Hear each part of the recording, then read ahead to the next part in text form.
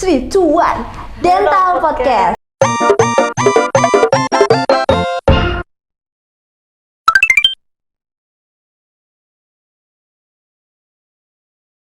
Selamat datang di proyek baru kita FKG Unisula, yaitu Dental Podcast.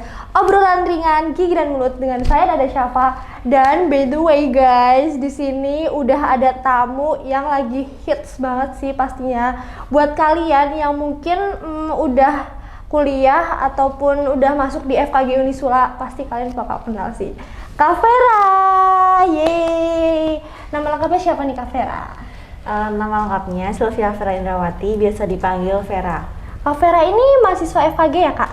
Iya. Mungkin tahun berapa nih Kak? Kalau saya sendiri dari angkatan 2019. 2019 dan udah kuliah 2 tahun ya berarti Kak? Udah semester 4 dan udah banyak meraih segudang prestasi pastinya. Wah gila, keren banget sih Kak. Kalau boleh tahu nih Kak Vera tinggalnya aslinya di mana nih? Saya asli Pekalongan. Pekalongan, dan ini Semarang. Berarti Kak Vera nih kalau misalnya di Semarang offline ngekos atau? Saya tinggal di rumah kakak saya. Oh di Semarang juga ya? Oh gitu. BTW nih Kak, nih ngomong-ngomong soal teman-teman yang di sini, yang penonton-penonton di sini, Kak Vera jomblo nggak sih? No comment. No comment ya. Aduh, biasanya kalau kayak gini gimana nih guys? Nih Kak Vera, Kak Vera kan udah pernah ngerasain kuliah offline gitu ya Kak? Nah, BTW, sebelum masuk ke FKG, Kak Vera tuh masuknya lewat jalur apa nih Kak, boleh tahu? Kalau saya sendiri lewat jalur CPT yang gelombang 2 ikutnya. Gelombang 2 ya, dan langsung keterima? Alhamdulillah langsung keterima. Alhamdulillah, emang dasarnya kalau udah pinter mah gimana ya guys, nggak usah diraguin lagi. Nih, Kak Vera udah masuk, gimana nih Kak, cerita-cerita dong zaman-zaman maba, itu kan sempat offline gitu ya, apa udah online nih? Offline. Jadi kalau waktu awal kita pekta dulu nih, pekan ta'aruf dari universitas, kemudian ada dentister, kemudian rangkaian untuk masuk ke fakultas, itu juga offline juga. Alhamdulillah saya merasakan kuliah 1 semester nih. Kuliah 1 semester, dan kesan gimana nih Kak? Kesan-kesannya pasti kan ada juga nih mahasiswa-mahasiswa yang kuliahnya baru masuk kok langsung online, pasti kan temanannya aja virtual gitu loh Kak. Gimana deh, cerita dong Kak? Ya. Dari zaman mabim, apa tuh mabim itu ya? Gitu, ospek gitu-gitu, gimana dong Kak, ceritain dong? Oh iya, jadi waktu awal masuk kita dentister dulu, terus habis itu mabim, habis itu ada IDCS kan ya. Di dentister ini kita mulai nih perkenalan dengan teman-teman baru yang sebelumnya belum kenal juga. Ta'aruf Kak, ta'aruf ya. Iya. Terus habis itu di dentister ini ya diberikan ya tugas secukupnya lah, tidak memberatkan kok. Terus habis itu ya mendapatkan beberapa penugasan, kemudian memakai atribut seperti itu. Kita jalani kalau dentister itu nggak cukup lama kok Kak, cuma kayak 3 harian aja. Terus lanjut setelah dentister nanti kita bakal mabim. Jadi jangka waktu mabim itu tergantung Kak, bisa 1 bulan, 2 bulan, tergantung dari panitianya. Alhamdulillah lancar di mabimnya juga hampir sama dengan dentister, juga diberikan beberapa penugasan. Setelah itu kita ada IDCS. Jadi IDCS itu nanti kita bakal camping. Kebetulan tahun saya melakukan IDCS di Nglimut Kak. Oh gitu. Berarti camping nginep sama teman-teman satu angkatan gitu? Iya. Wah, seru banget sih.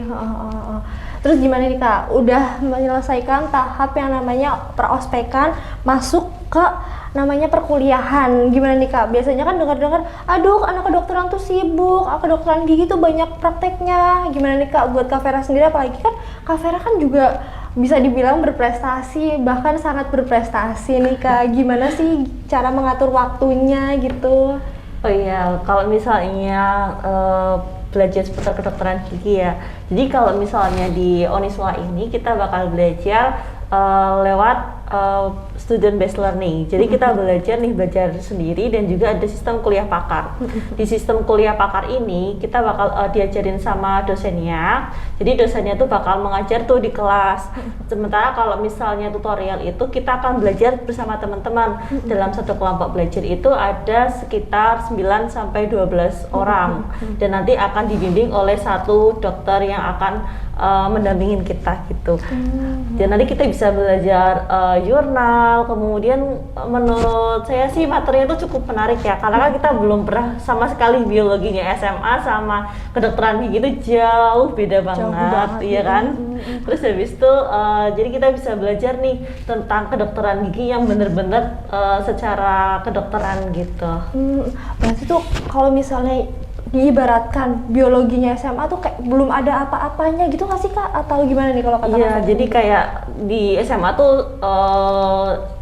so general banget ya kan, kayak misalnya kita belajar tuh kayak klasifikasi dan lain-lain, tapi di kedokteran gigi itu dia kayak lebih dalam sampai ke molekul selnya. Jadi kayak so amazed sama apa yang kita tahu gitu, apalagi waktu kita praktikum nih Kak. Kita praktikum, kita lihat nih histologinya tuh gimana, jadi gambarannya tuh gimana sih jaringan-jaringan sel-sel di tubuh kita itu. Dan ya ampun, bener-bener sedetail itu ya Kak kalau belajaran seputar kedokteran itu. Nah, ngomongin nih Kak, udah masuk kuliah, apalagi sekarang online.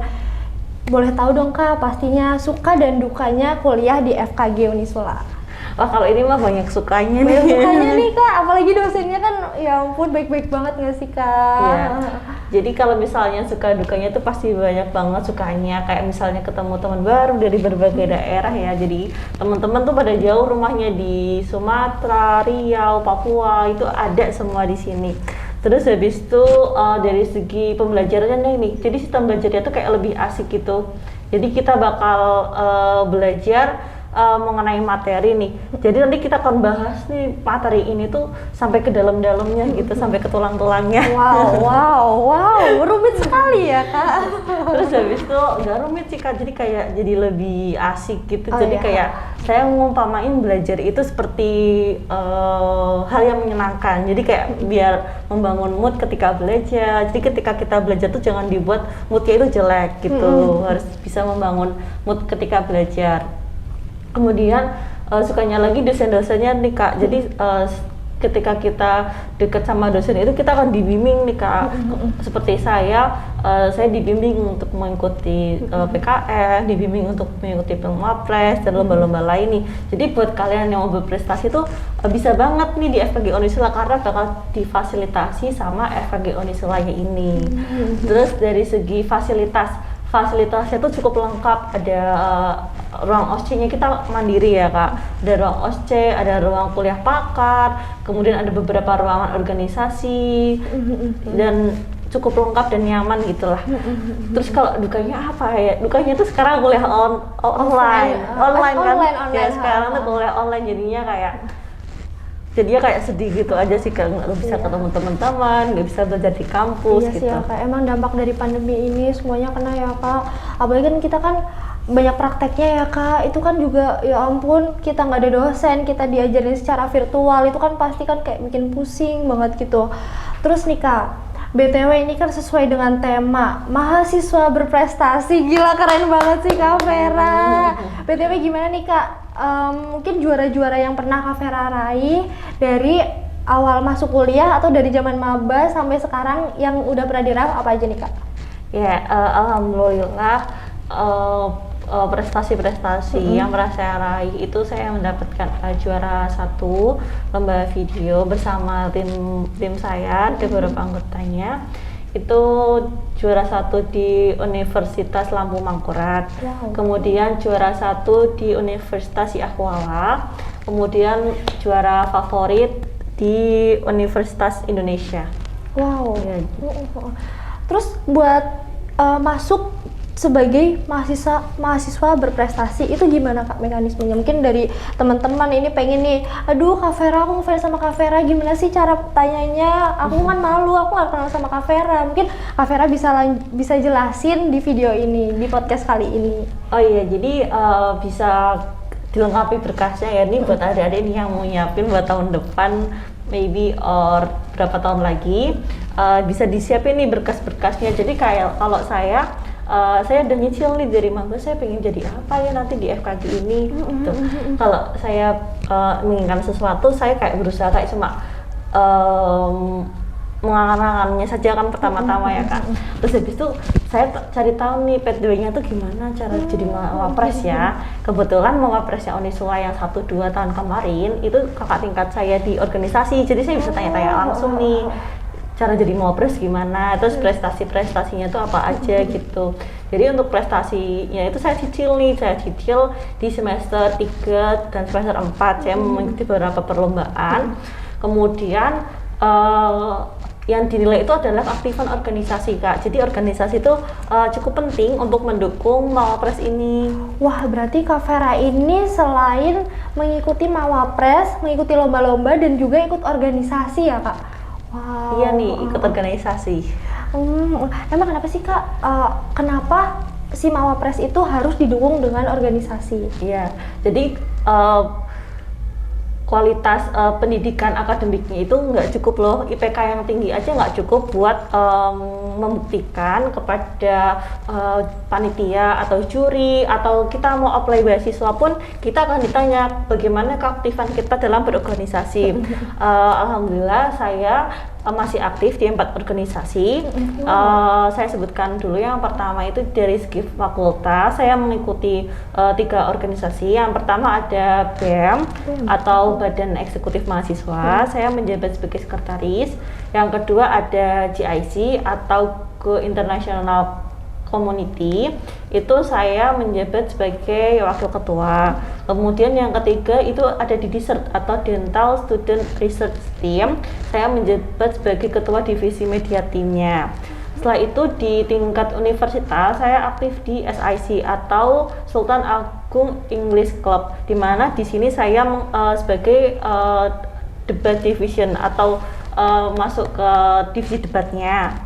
Kemudian di tingkat nasional saya mengikuti PSMKGI atau Persatuan Senat Mahasiswa Kedokteran Gigi seluruh Indonesia.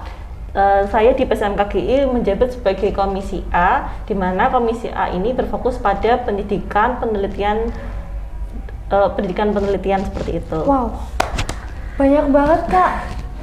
Saya sendiri jadi kayak wah, speechless, insecure iya. Enggak dong Kak, enggak, jangan insecure. Dan pastikan ya Kak, ikut organisasi di fakultas, di universitas, dan juga seluruh Indonesia ya Kak.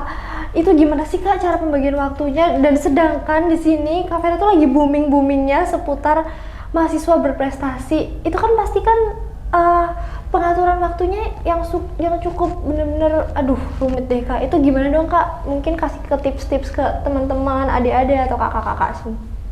Jadi kalau cara mengatur waktunya itu saya membagi dan memaksimalkan waktu, seperti misalnya ketika sebelum kuliah kan ada waktu tuh kita dari bangun tidur sampai ke kuliah, biasanya saya nyicil nih apa nih yang bisa dicicil, seperti misalnya ada tugas dari organisasi saya cicil di situ, kalau tidak saya cicil di jeda antar kuliah gitu, kalau tidak di malamnya juga dicicil, juga bisa tergantung situasi dan kondisi aja.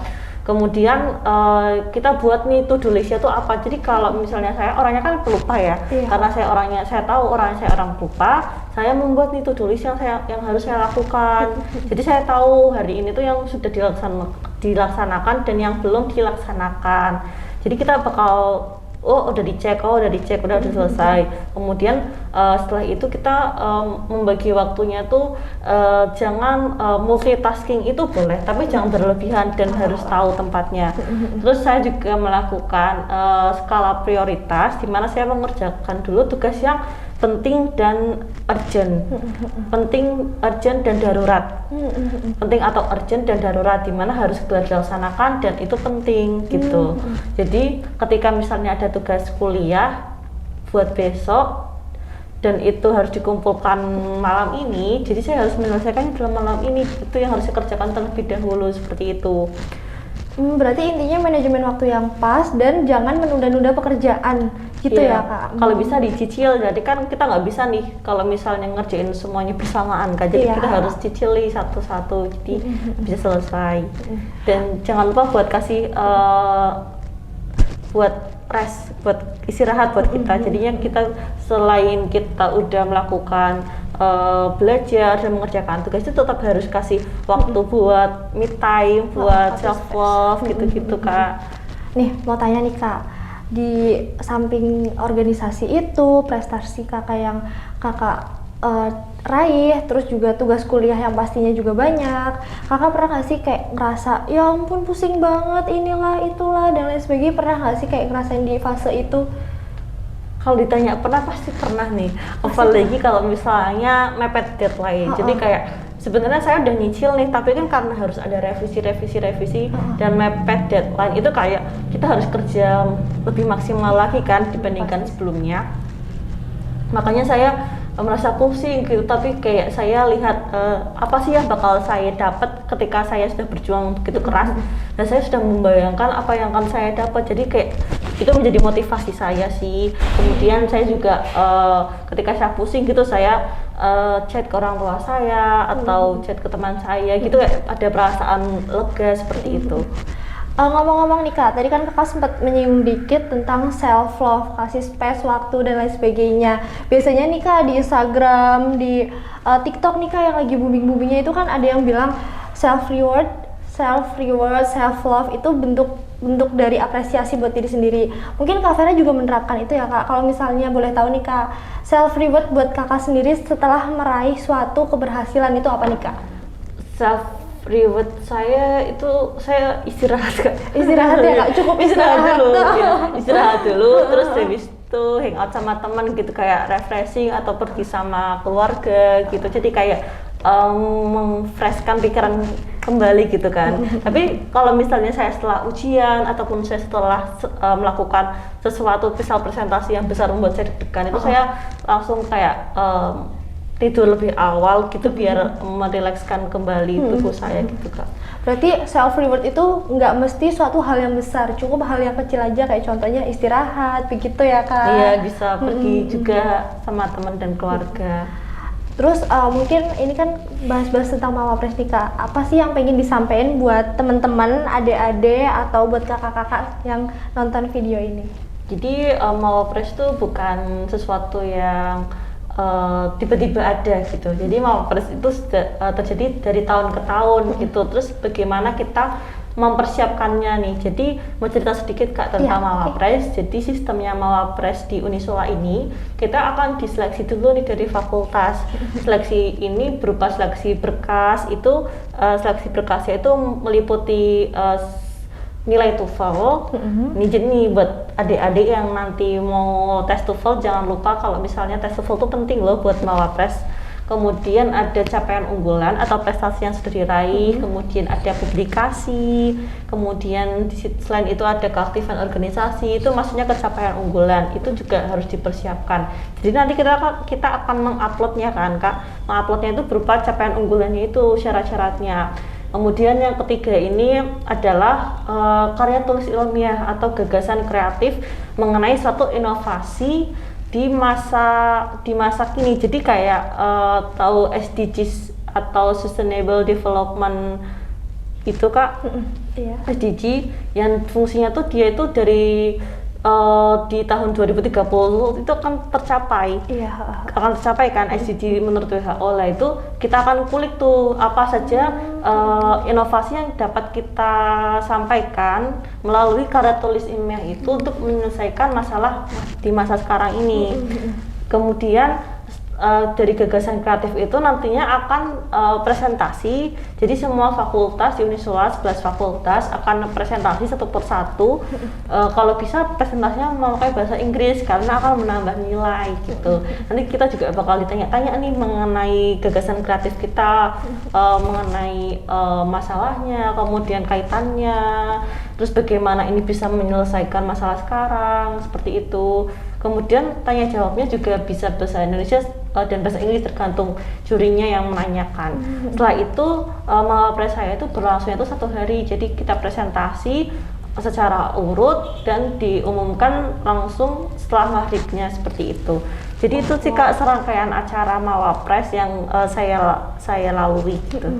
Dan ini dengar-dengar nih Kak, Mawapresnya itu mau lanjut ke tingkat apa nih Kak? Kopertis dulu. Nah itu apa tuh Kak? Boleh dijelasin sama teman-teman nih? Ya jadi setelah saya dari tingkat universitas, saya insya Allah akan lanjut ke tingkat kopertis dan ini sedang melakukan persiapan berkasnya dibantu oleh pihak universitas. Jadi di tingkat kopertis kita juga mengupload capaian unggulan, kemudian ada gagasan kreatif yang nantinya akan diseleksi lagi setelah di tingkat kopertis. Semoga ya Kak, Amin. insya Allah Doain ya, bisa lanjut ke teman-teman. nasional seperti itu. Wow, keren banget Kak Sylvia Vera. Nah, mungkin ini udah panjang banget nih Kak ceritanya ya Kak. Mungkin Kak Vera bisa kasih kalimat motivasi buat teman-teman biar prestasinya itu unggul seperti Kak Sylvia Vera, atau mungkin bahkan bisa lebih dari Kak Sylvia Vera, mungkin bisa sampai tingkat internasional, mewakili FKG Unisula atau mewakili dari Universitas Sultan Agungnya sendiri gitu Kak. Apa nih Kak motivasinya? Motivasinya tuh tidak ada yang tidak bisa. Kalau misalnya kita tuh berusaha dan juga berdoa seperti itu. Jadi kayak impian bermimpilah tinggi. Kalau misalnya kita jatuhnya tuh masih di awan gitu. Jadi ketika saya kalah dan menang itu sudah saya lalui gitu. Jadi ketika saya kalah di kompetisi itu saya sudah pernah gitu. Jadi kalau saya kalah tuh bukannya berhenti tapi lanjut terus, cari jalan lain buat bisa menang. Wah, keren banget kata-katanya. Oke Kak, terakhir 3 kata buat teman-teman yang ada di rumah. Apa nih kata-kata apa nih? Misalnya kayak ikhtiar, tawakal, apa doa atau apa gitu yang Kak Vera sendiri ini cukup membuat motivasi. Mau kalau lagi jatuh tuh bisa bangkit lagi dengar kata-kata 3 kalimat itu. Kalimat atau kata, bebas. Apa ya, motivasi pertama itu kayak ketika kita lagi down gitu Kak, bisa dari berdoa kepada Allah Ta'ala. Yang kedua ada support system itu dari keluarga, dari temen, itu sangat penting banget sih buat ngedukung emosional kita. Dan yang ketiga itu jangan menyerah gitu, pantang menyerah aja, teruslah berprestasi guys. Wah, keren banget Kak Vera. Berhubung ini waktunya juga udah habis nih Kak. Terima kasih ya Kak udah mau podcast bareng kita. BTW ini podcast pertama Kak. Doain semoga kedepannya kita bisa memanggil nih narasumber yang lebih keren lagi. Terima kasih Kak Vera. Sama-sama.